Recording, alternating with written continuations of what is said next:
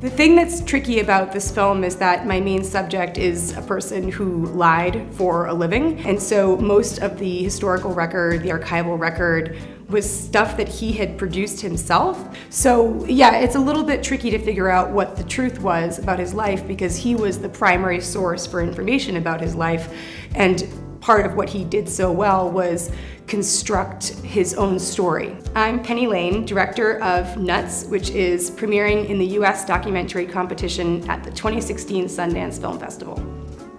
Nuts is the mostly true story of a doctor named John Romulus Brinkley, who in 1917 claimed that he had cured impotence with goat testicle transplants. When I found Brinkley's story, I thought it was ready-made for a film. His biography is a tragedy. It's a classic American story of someone who's born with nothing and, through his own hard work and genius, works his way to the top and then falls in this very spectacular way. One of the fun things about the film and how it ended up coming together is that it's structured as chapters, and each chapter is illustrated and animated by a different artist or team of artists.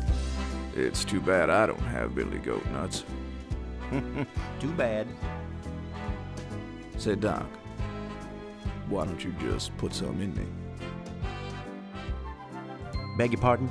It also allowed me and us to kind of play with the idea of what's true, because you're literally having the same scenes redrawn by different people and they're able to kind of enhance certain aspects of it or sort of see it from a different angle. Having the hand-drawn animations allowed us to think about what we could say was true about a given scene, or examine different truths that could be coinciding with certain scenes. I thought from the very beginning that the last thing I wanted to do was make a film where you as the audience member could sit back and be like, what a bunch of dummies, how could they possibly have believed this? It was really important to me that it become clear that we're all those dummies. Any of us can fall for anything. Brinkley was a person who knew that, and a pretty good rule of thumb would be the better the story is, the more critical distance you should bring to it. It's good to be skeptical of really great stories.